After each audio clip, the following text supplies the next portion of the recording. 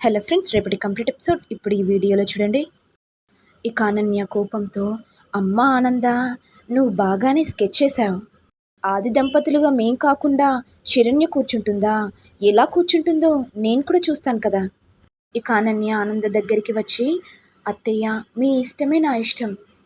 ఈ కుటుంబం పరువు మర్యాద గురించి నేనేమైనా చేస్తాను అత్తయ్య. నా చెల్లె ఈ ఇంటికి రావాలని నేను కోరుకుంటున్నాను. ఆ దేవునికి కూడా ప్రతిరోజు మొక్కుకుంటున్నాను అత్తయ్య. కానీ చివరికి ఏం జరుగుతుందో ఏమోనని టెన్షన్గా ఉంది అత్తయ్య. నువ్వేం టెన్షన్ పడకనన్య.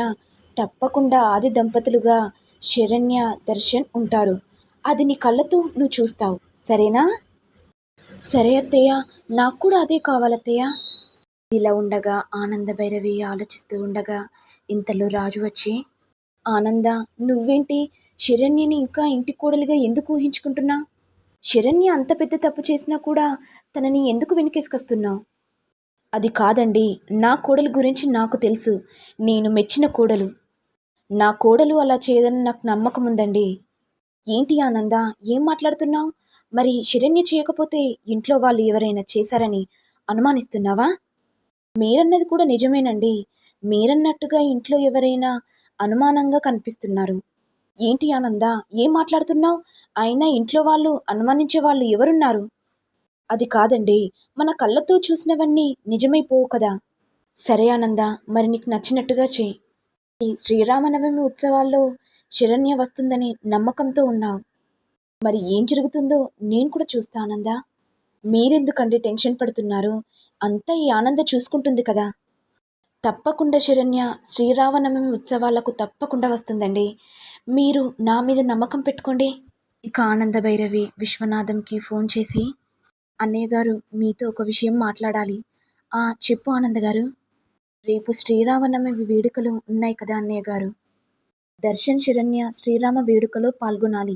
ఎలాగైనా సరే మీరే శరణ్యని ఒప్పించి శ్రీరామ వేడుకలకు వచ్చేలా చేయండి. మీరు ఇంతలా చెప్పాలా ఆనంద గారు? నా బిడ్డ ఏ తప్పు చేయలేదని మీరు గట్టిగా నమ్ముతున్నారు. అదే నాకు సంతోషం. కానీ కొందరింట్లో కోడలు ఇలా చేసిందని అత్తగారు కోడల్ని బయటికి గెంటేస్తారు. మరి మీరేమో ముందు వెనక ఆలోచించి నా బిడ్డ ఏ తప్పు చేయలేదని మీరు గట్టిగా నమ్ముతున్నారు. విశ్వనాథం గారు, మీరు అలా మాట్లాడకండి. నాకు శరణ్య గురించి తెలుసు. తన ప్రవర్తన ఏంటో, తన మంచి గుణమేంటో. తను చిన్నపిల్ల విశ్వనాథం గారు. ఎవరు ఏది చెప్పినా గుడ్డిగా నమ్మేస్తుంది. అలాంటప్పుడు అత్తగా నేను మంచేదో చెడేదో శరణ్యకు చెప్పాలి కదా. సరే ఆనంద గారు, తప్పకుండా నేను శ్రీరామనవమి వేడుకల్లో శరణ్యను తప్పకుండా తీసుకొని వస్తాను. ఇదంతా విని గీత సంతోషపడుతూ, ఆనంద గారు మన బిడ్డ ఏ తప్పు చేయలేదని గట్టిగా నమ్ముతున్నారు. మన బిడ్డ ఏ జన్మలో ఏ పుణ్యం చేసుకుందో అందుకే మంచి అత్తయ్య దొరికింది. అవునే, నువ్వన్నది కూడా నిజమే. బిడ్డ ఎవరికి ఏ హాని చేయదు. అలాంటిది ఆ ఉత్తరం అలా రాసిందంటే నేను కూడా నమ్మలేకపోతున్నానే.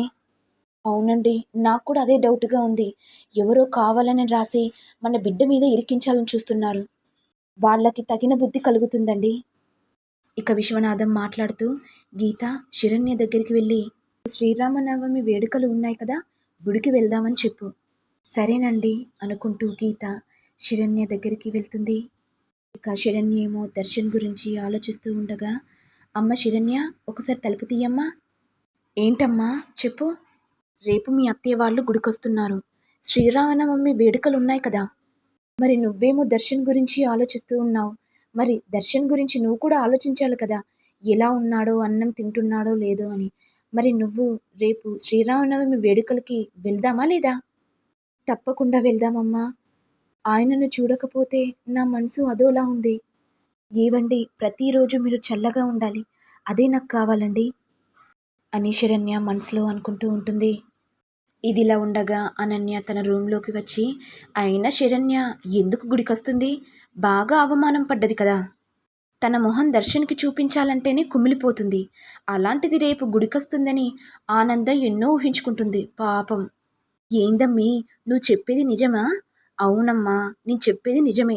ఎందుకంటే ఆ వేడుకల్లో రాహుల్ నేనే కదా ఆది దంపతులుగా ఉండేది. కొంపతీసి ఆ శరణ్య వస్తే మన పరిస్థితి ఏంటి? అమ్మ, అపశకనం మాటలు మాట్లాడకు. మేమే ఆది దంపతులుగా శ్రీరామనవమి వేడుకలు జరిపిస్తాం. నీ నోటి దరిద్రం వల్ల అది వచ్చిందంటే ఇక నా పని అవుటే. ఏంటమ్మీ ఎందుకలా అంటున్నావు? నేనేమన్నానని చీదరించుకుంటున్నావు? మరి నాకు సపోర్ట్ చేయకుండా దానికెందుకు సపోర్ట్ చేస్తున్నావమ్మా? అయ్యో! నిన్నన్న దాంట్లో ఏం తప్పుందమ్మీ? ముందు వెనక ఆలోచించి మాట్లాడుతున్నాను. అదే వద్దు అంటున్నా. నాకు తెలుసు రేపు శరణ్య రాదని. నువ్వు నోరు మూసుకొనుండు. సరే అమ్మీ, అలాగే ఉంటానులే. ఇక ఆనంద ఫ్యామిలీ మొత్తం గుడికి వెళ్ళగానే ఇంతలో పంతులు గారు చూసి, ఆ శ్రీరాముడు ఇద్దరుగా కనిపిస్తున్నట్టుగా అనిపిస్తుందమ్మా. మరి రాముడు కనిపించినప్పుడు సీత కనిపించాలి కదమ్మా! ఎక్కడుంది ఆ సీత? ఇక ఆనంద భైరవి నవ్వుతూ, తప్పకుండా సీతొస్తుంది పంతులు గారు. ఇక అనన్య మనసులో, అయినా సీత లేకుండా ఈ రాముడు ఎలా పూజ చేస్తాడో పాపం. ఇక కోటేశ్వరరావు మాట్లాడుతూ, మరి మేమేమో వరుణ్ణి తీసుకొచ్చాం కదా, వధువేది? అదిగో అక్కడుంది, వస్తుంది. ఇక అనన్య మనసులో, అయినా ఆ సీతమ్మ తల్లిని ఎవరు తీసుకొస్తున్నారు? ఇదంతా అనన్య చూసి, ఇదేంటి సీతమ్మ తల్లిని పట్టుకుంది ఈ శరణ్యనా? ఇప్పుడు ఈ ఆనంద భైరవి దగ్గర నాకు మొహం లేకుండా పోయింది. ఛీ! ఇక సీతమ్మ తల్లిని పట్టుకున్నది శరణ్య అని తెలిసి అందరూ చాలా సంతోషపడిపోతారు. కానీ దర్శన్ మాత్రం మనసులో, ఇదేంటి ఈ శరణ్ ఎందుకు వచ్చింది? నేను చెప్పాను కదా నన్నెప్పుడు చూడొద్దని. దీని మొహం చూస్తేనే చిరాకులేస్తుంది అని దర్శన్ మనసులో అనుకుంటూ ఉండగా ఇంతలో ఆనంద భైరవి, నాన్న దర్శన్, నువ్వు రాముణ్ణి పట్టుకున్నప్పుడు శరణ్య సీతమ్మ తల్లిని పట్టుకుంది కదా, మరి మీరిద్దరూ ఆది దంపతుల్లాగా నడవాలి కదా నాని, ఇద్దరు కలిసి నడవండి. ఆ సరే అమ్మా అనుకుంటూ శరణ్య దర్శన్ ఆది దంపతులుగా నడుస్తుంటే ఇక అనన్య చాలా కోపంగా ఉండిపోతుంది. ఇంతలో కాంచన మాట్లాడుతూ, ఏంటమ్మీ ఆది దంపతులుగా మీరే ఉంటారని చెప్పారు కదా, మరి ఇక్కడేంటి ఈ శరణ్య వచ్చింది? నోటి దరిద్రం వల్ల ఇద్దరు వచ్చారు. అదేంటమ్మీ అలా అంటున్నావు? నేనంటేనే వాళ్ళు వచ్చారా చెప్పమ్మీ? ఇక అనన్య కోపంగా ఉండడం చూసి ఇంతలో ఆనంద భైరవి వచ్చి, ఏంటి అనన్య కోపం వస్తుందా? నా కోడలి ప్లేస్లో నువ్వుంటా అంటే నేనెలా ఒప్పుకుంటాను? దెబ్బ మీద దెబ్బ ఎలా కొట్టాను అనన్య? నీకు ఇంకో ట్విస్ట్ ఇవ్వనా అనన్య? ఆది దంపతులుగా ఇప్పుడు వీళ్ళిద్దరూ కూర్చోబోతున్నారు. ఇప్పుడు వాళ్ళిద్దరికీ పూజ జరుగుతుంది. నువ్వు చూసి ఓర్వలేక తలదించుకుంటావు. పాపం అనన్య. అత్తయ్య మురిసిపోకండి. అయినా దర్శన్ శరణ్య పక్కన ఎలా కూర్చుంటాడో నేను కూడా చూస్తాను కదత్తయ్య. అయినా దర్శన్ శరణ్య దగ్గర కూర్చోడు. ఇది నా ఛాలెంజ్. అయ్యో అనన్య, దర్శన్ తప్పకుండా శరణ్య దగ్గర కూర్చుంటాడు. అంత కావాలంటే నువ్వే చూడు. మరి నెక్స్ట్ ఎపిసోడ్లో ఏం జరుగుతుందో చూడాలి. మరి మీకు వీడియో కనుక నచ్చినట్లయితే లైక్ చేయండి, షేర్ చేయండి, సబ్స్క్రైబ్ చేయండి. Thank you all.